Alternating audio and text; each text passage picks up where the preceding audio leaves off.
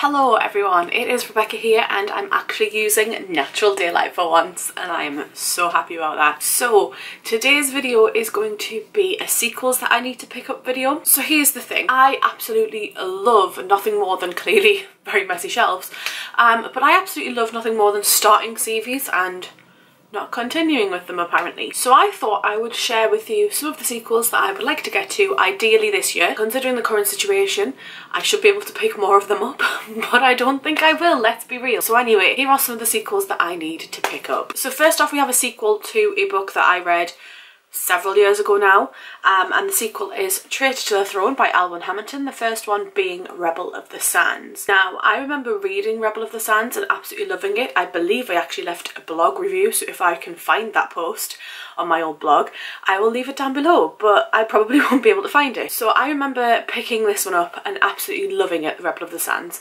and I went out and bought this one, and I just haven't bothered picking it up. Like, it's really frustrating. I just have not picked it up. Also, it's got this really annoying thing there.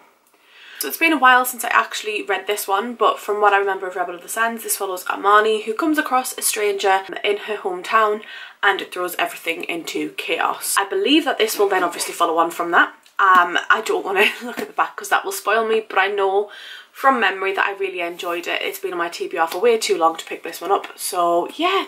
That's the first one. So next up we have a finale to a series. It's Winter by Marissa Meyer.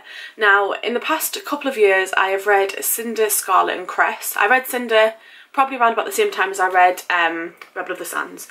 And I picked up Scarlet and Cress in the past year and a half and absolutely loved them. So I obviously had to get Winter. I believe this one was actually gifted to me by Vanessa, so thank you very much, Vanessa, if I am correct. I think I'm correct. But Winter follows the Snow White fairy tale. Obviously there's the apple, and we follow the characters, so each book is focused on a separate fairy tale. So we have Cinder, which is Cinderella, who's a cyborg.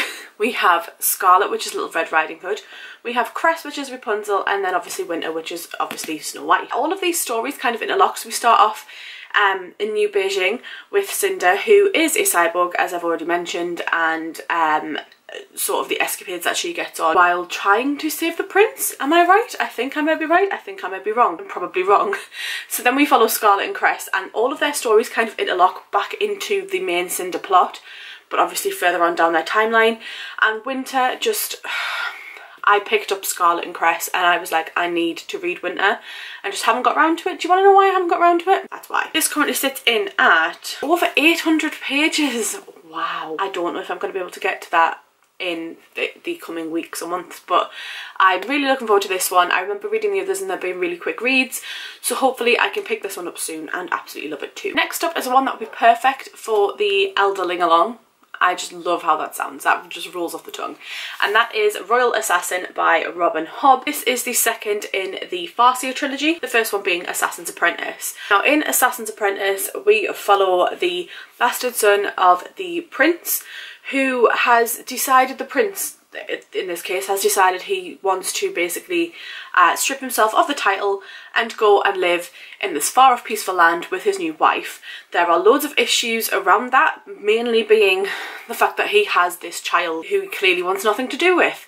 So the child is left to be brought up by the stable master under the ruling of the king, and the king decides, you know what, we could actually use this child as an assassin. Obviously. So he then takes him in under his wing, under the wing of the guards of the palace, to train him up to be an assassin and be the main king's assassin, essentially. I said assassin a lot there. So Royal Assassin is the second book in this trilogy, and this trilogy links up to another trilogy, which links up to another trilogy. Basically there's so many books in this general universe, but the Farseer trilogy is apparently where you're meant to start. So I picked up Assassin's Apprentice and absolutely loved it a few years back, but Royal Assassin picks up where that first one left off, and we have to follow Fitz, the royal bastard trainee assassin, and holder of secrets crucial to the security of the kingdom. So we follow him and his activities, can we call them, in this book as well.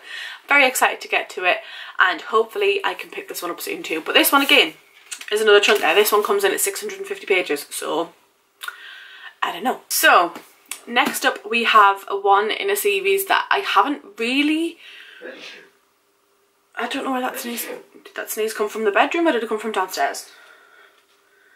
Anyway, this series is a one that I have a hate to love or love to hate relationship with. I really don't agree with the first book. I picked up the second book just to pique my curiosity and really enjoyed it. And then the third one, I was like, I don't understand the point of one of the characters. But apparently this one is where it all kicks off. And that is Queen of Shadows by Sarah J Maas, which is the fourth book in the Throne of Glass series. This series is now completed. There's like 7 or 8 books in it now. It's now completed. Apparently the books just keep getting bigger and bigger and bigger and bigger.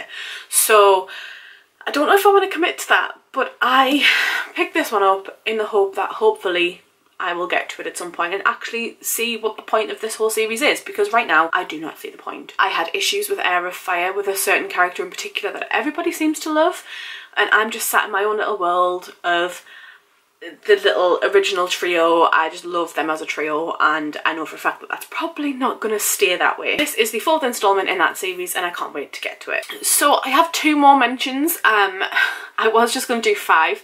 But one of them hasn't actually been released yet, the sequel.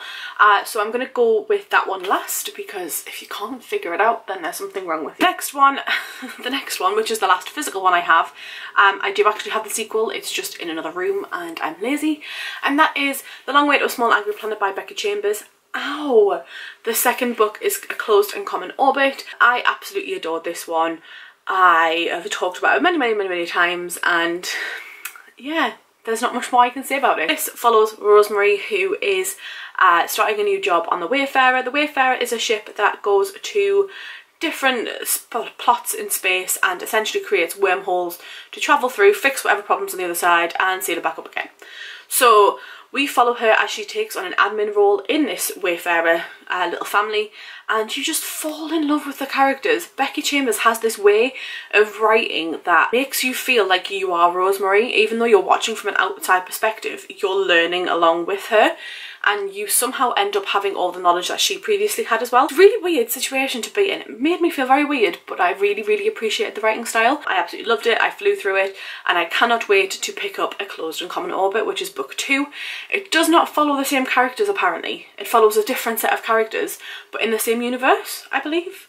I'm not sure, but either way, this is now a very well-known author and a very well-loved author, and I, for one, can totally see why. So this last one I have to show you is a one that I read at the start of this year, and the sequel comes out in April, and that is Eve of Man by Giovanna and Tom Fletcher. Now, you've heard me talk about this. I know for a fact you'll have heard me talk about this either on my blog or in a vlog or whatever, but I absolutely loved this book so much.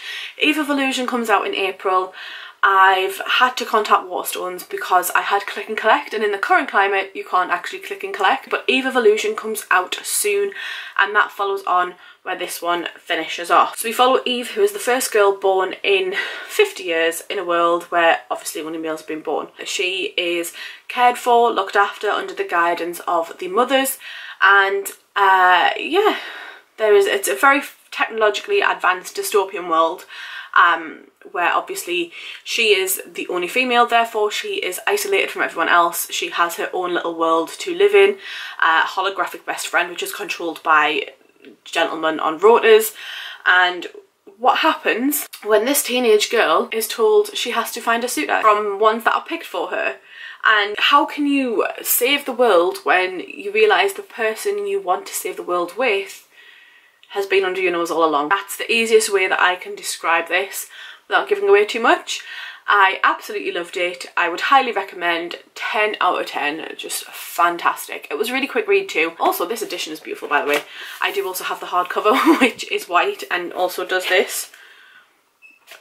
Beautiful. So there we have it. Those are 6 sequels that I would like to pick up in the near future.